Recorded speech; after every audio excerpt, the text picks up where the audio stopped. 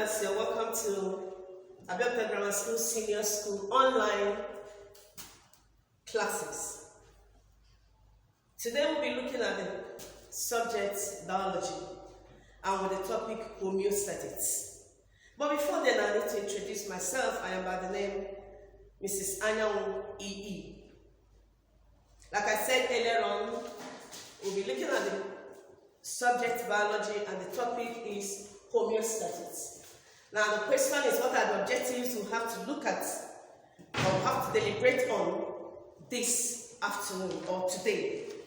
Now one of the major objectives is one, to define homeostasis. Number two is to look at or list the organs and glands involved in homeostasis. And the third one, being able to explain the structure and functions of the organs involved in homeostasis. Now, we still have to go back to the objective. Please, I want to believe you're rightly seated with your pencil, your eraser, your writing materials, and give me your maximum attention so that we're able to get all we need to do within the short period that we have. Now the question is, what is homeostasis? Now homeostasis can be defined as the maintenance of a fairly constant internal environment in an organism. I said homeostasis can be defined as the maintenance of internal environment in an organism. Already we know that there's always an adjustment of anything that can cause the internal environment of a living thing, using the multicellular organisms, the most complex ones, as an example, that could adjust their internal organs, knowing that all these organs are battered or embedded or soaked inside a fluid such as blood or the lymph or intercellular fluids. Now, what are these organs that are involved that we're going to look at?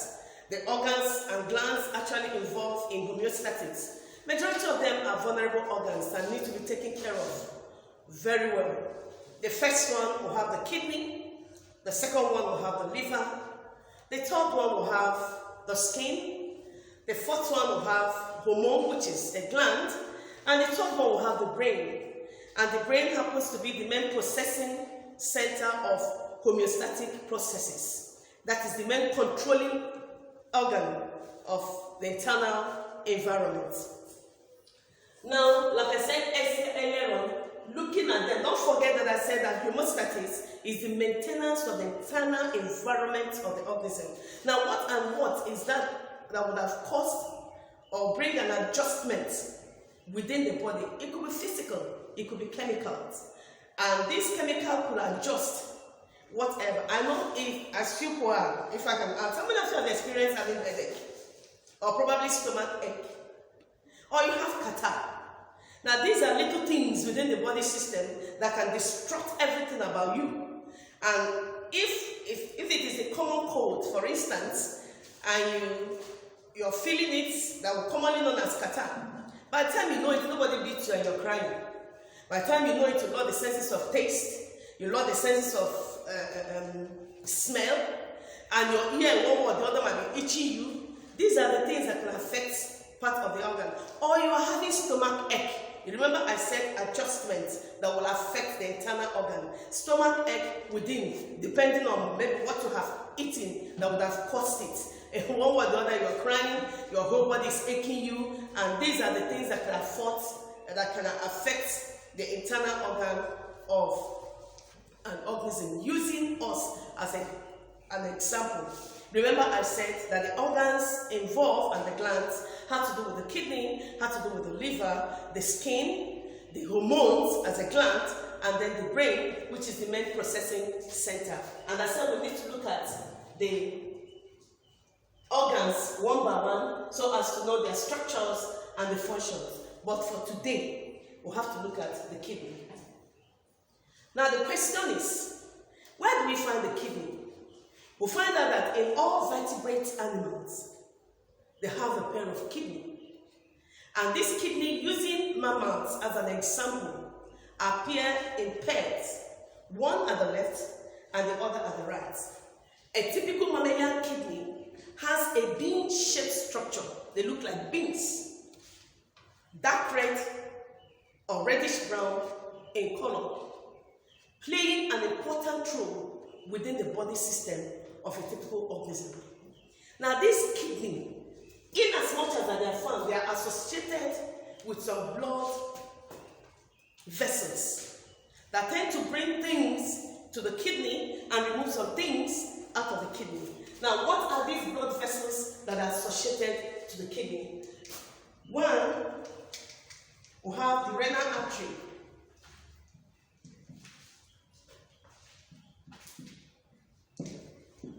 And the other will have the renal vein. Now, the renal artery is one that carries oxygenated blood and some useful materials into the kidney. But this renal artery, that arises from what we call the dorsal aorta.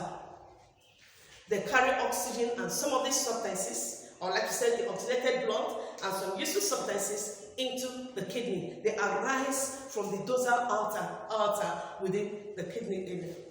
Then we have the renal vein. The renal vein carries deoxygenated blood and some of the substances that are not needed for the kidney out of the kidney, and they are connected to the venous cava. All these things are blood vessels that appear to be found within the blood system and also in the kidney. These are the two main blood vessels connected or associated with the kidney. Now, looking at the structure of a typical mammalian kidney, so you can see I have a strong, at least a little, in the diagram of the structure on the board. Now, like I said, the kidney is two. That is their pair in mammals. One at the right, the other at the left. Now, the right one is slightly higher than that of the left. Now, when the kidney is cut into two longitudinally, that is what the diagram will have on the board.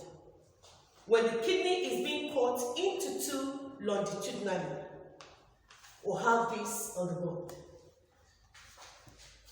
Now, another thing when you're trying to put on the structure of anything, remember I have drawn the diagram showing the longitudinal section of a mammalian kidney. That is when it is being cut into two.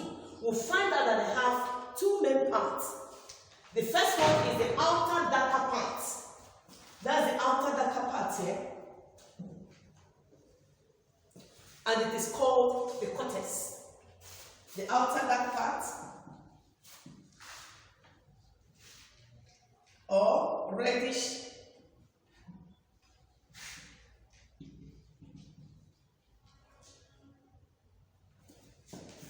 in color, called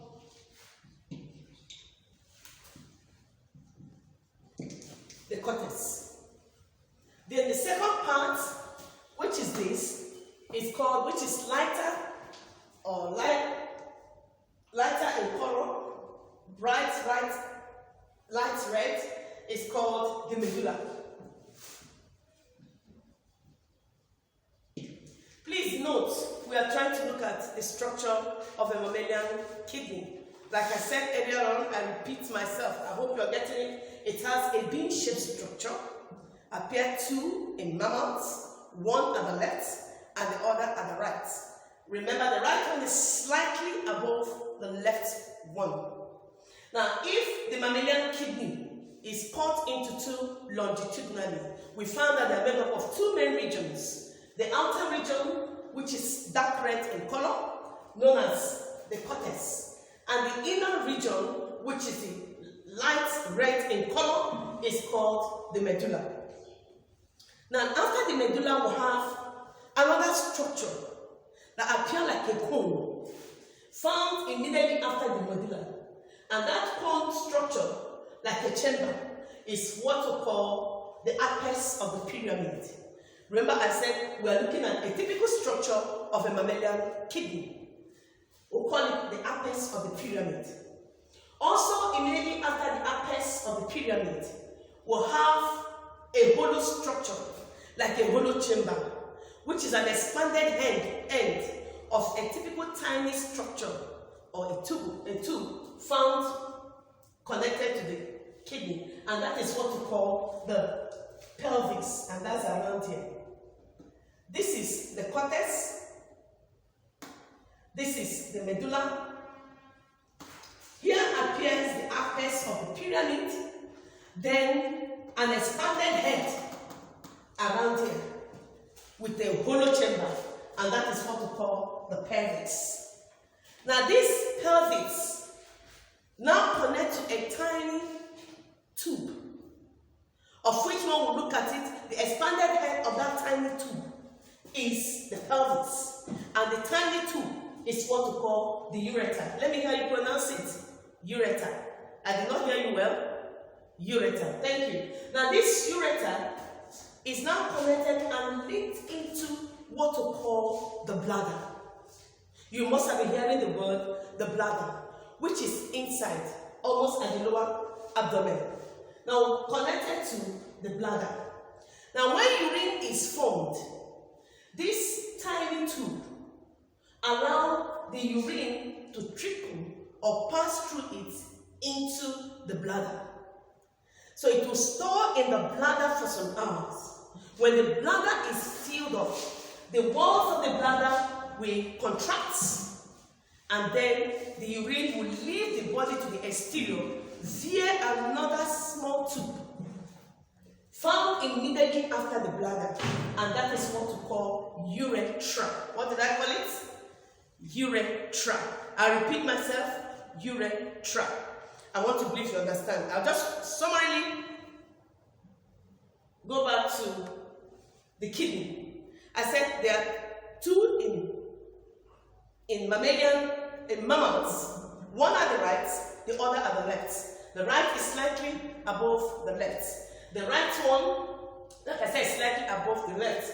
When the kidney is cut into two sections, we notice that they have two main parts. The first one, or the outermost part, which is dark red in color, is called the cortex. Then the second one, which is bright red in color, is called the medulla. Now, after the medulla, we'll have what we call a cone structure found immediately after the medulla in the kidney. And that cone structure is what we call the apex of the pyramid. Now, leading after the apex of the pyramid is an expanded head structure, like a hollow chamber.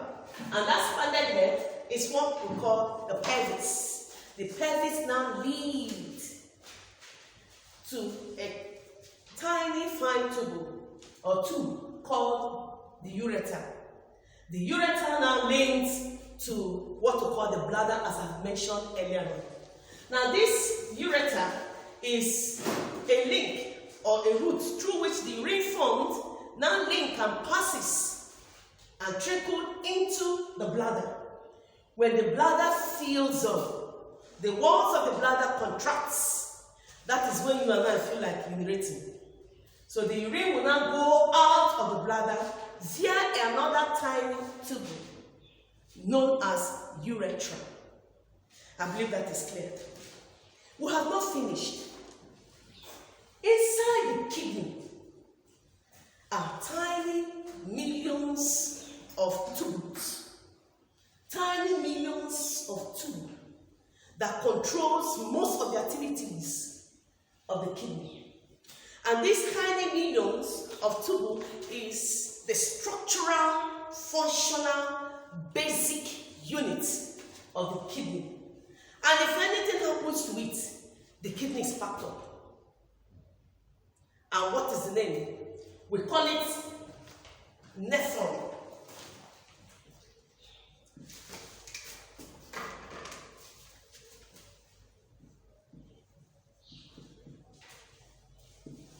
If we don't call it nephron, we'll call it uniferous tube.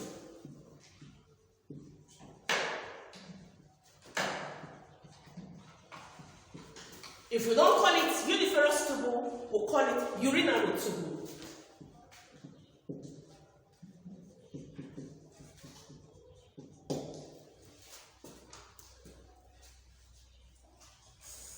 Urinary tubule. Remember I said, inside the kidney are millions of tiny tubules. And these tiny tubules are the main structural, functional units of the kidney. And what are the names? That tiny tubules in millions is what we call the nephron. If we don't call it nephron, we call it uniferous tubule. If we don't call it uniferous tubule, we'll call it urinary tubule. Is that clear? Do I need to repeat myself? Hope nobody is left behind. Bolaji, I believe you understood what I'm trying to say. Don't forget, they are the main structural, functional units of the kidney. You know, we said that kidney is a vulnerable organ.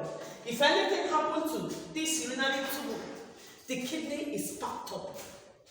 That the kidney is living, acting as a major organ of homeostasis to see that there is a maintenance of the internal environment of a living organism using us, human, as an example.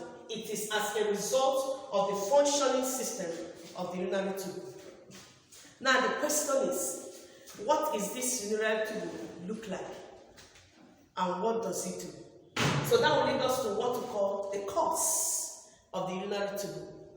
What do I mean by the cause? The structure of the urinary tube. This tiny thing. So on the board here, I have the structure as viewed under the electron microscope. Now, when we say the cause, look at the urinary tube. If you bring it out from here, they are scattered inside, both at the cortex. So by the time you see the two, part of them lies inside the cortex of the kidney. Another part lies inside the medulla of the kidney. So if I can take it like this, from this end, this part is in the cortex of the medulla. This part plus here happen to be in the cortex of the kidney, and the other part at the cortex of the at the medulla. Now let's look at the cause of the kidney of urinary tubule. Remember, we said there are two blood vessels associated to the urinary tubule. What are they? Bellamy. Give me an answer. Thank you very much. That is renal artery that carries oxygenated blood into the kidney. What of the second one? Yes, David. All right, thank you. That is renal vein that carries deoxygenated blood out of the kidney. Now, these are the two main blood vessels associated to the kidney. Now, looking at this, the urinary tubule, or what we call nephron, or what we can equally call uniferous tubule, we'll have, the first thing there is we'll have a cup-shaped structure at the head. And this cup-shaped structure here is what we call the Bowman's capsule. What did I call it? The Bowman capsule. Did I hear you well? The Bowman's capsule. Now, inside the Bowman's capsule is a mass of blood capillaries. That is what you see here. Remember, this is a cup-shaped structure. Inside the Bowman capsule is a mass of blood capillaries. And what is the name of this mass of blood capillaries? Is what we call glomerulus. What did I call it? Glomerulus. Thank you. It's what we call the glomerulus. Now also we can see that the blood capillaries extend from here and then scattered into this place. Now after the cup structure, which is the Bowman capsule, we find that there's a space here, which I did not label, but we'll talk about it. We'll call it capsular space. What did I say it is called? Capsular space. Now it is connected to a coiled structure, or what you can say convoluted tubule. It is connected to a coiled structure here, and which is called a convoluted. When we say the word convoluted, it means it is coiled. And that part is called the proximal convoluted convoluted tubule. What did I call it? The proximal convoluted tubule. Now, remember, this part they are found lying at the cortex part of the kidney. And that leads us to the inner part, where we see a U-shaped structure. You can see it here, a U-shaped structure. And this U-shaped structure is found inside the medulla. And that is what we call the Helens loop. In some textbooks, they look at it as loop of Helens. The Helens loop, or called the loop of Helens. Now that extends and moves up again, ascends to the cortex, leading to another convoluted tubule. And that is what we call the distal convoluted tubule. Now the distal convoluted tubule now leads down to what we call the collecting duct. Now this collecting duct now leads down to the medulla again, to where, this area would have now joined to the pelvis. From the pelvis to the ureter. From the ureter to the bladder. From the bladder, when it is filled up, that leads to the exterior. That is via the urethra. This is what we call the cause. And this is the renal vein, and that is the renal artery. You can see it bringing substances, oxygenated blood, into the kidney. And then the renal artery taking the oxygenated blood out of the kidney. Note that, because Kwayek have asked that question, name the blood vessels that take substance into and out of the kidney. Don't forget that. Now, before I go further, now we have looked at the cause. When we talk about the cause of the urinary tubule, what it means, the structure of the urinary tubule, because this one plays an important role according to its name. That's the urinary tubule. And when we say the important role, remember we said it can also be called the urinary tubule. That is where you have urine being formed. After urine has been formed, they move down and stores in the bladder.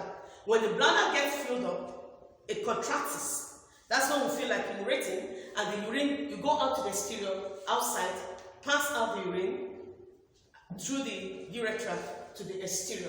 Now, another thing I want to emphasize much before I start talking about the function, or how the urinary tubule carries out the function of excretion, or how urine is formed in the urinary tubule. Remember we said, when the kidney is cut into two, I represented the outer part with a double hand, showing that it is cut, that the edge will show thickness. These are the things an examiner will look at, assuming that you are asked to explain the structure of a mammalian kidney using a well-labeled diagram. If they said longitudinal section, which means you would have drawn the diagram showing that the kidney is being cut open, so that you give a clear explanation using the diagram of the structure of the kidney. Please, while drawing, show the thickness of the edge, not with your pencil. You represent it with double line. So in order to represent the thickness of anything you're drawing, more especially if you need to cut, both in practical and theory, please you represent that with double line, because it carries mark in WAEC. That's one of the major things I want to mention. Now, going back to urine formation, I know we might not be able to finish it or look into it very well today. So when next we meet, we'll look at one, how the urinary tubule or the uniferous tubule, or what we call the nephron, carries out the function of excretion, that is formation of urine. I won't feel not going back to summarize, bringing back what we started. If I might ask you, what is homeostasis? That in summary. Don't forget that homeostasis, if your younger one will ask you, I came across the word homeostasis, what is it all about? Don't forget to tell them that homeostasis is the maintenance of a fairly constant internal environment of an organism. Don't forget that. The maintenance of a fairly constant internal environment of a living thing, more especially using mouth. No matter what we do, we have to make sure there is a steady state of our internal environment within us so as to live healthy. And also we are made to understand there are organs and glands that are involved in homeostasis. Please, I'm trying to summarize. If there is any way you miss it, please go back to where you've jotted. We said there are organs involved and glands in homeostasis. We said the first one will have the kidney, will have the liver, will have the skin, and will have hormones, which is a gland. And not only that, we decided to take one because one, if we're talking about all these organs, as it were, you must look at the functions, you must look at the structure, as well as even the diseases that are likely to affect them, or remedies, how to handle them. Those ones will look at it in future. And we decided to take up kidney as one of the organs involved in homeostasis. And we said there are blood capillaries or blood vessels that are actually involved or associated with the kidney at this stage. The first one is the renal artery, the second one is the renal vein. We said the renal artery carries oxygenated blood and they arises from the dorsal aorta. Don't forget that. And we have the renal vein carrying deoxygenated blood out of the kidney connected with the dorsal vena cava. And we also saw when cut, the kidney is cut into two, how they look like. We have the outer part being darker red, in color known as the cortex, the inner part being lighter known as the medulla, and then the other parts involved like the apex of the pyramid that have a cone structure and the expanded head found inside the kidney known as the pelvis, which extends to a tiny tube known as urethra, which finally leads to a bladder if urine is formed. And when the bladder is filled up, it contracts and the urine is being released to the exterior via the urethra. I want to believe you actually understood and took notes and jot things that you have learned. If there's any question, please don't fail to ask. Go to the comment areas. I am always available to answer your questions. Don't forget who I say I am, Mrs. Anna EE, your one and only biology teacher. God bless you.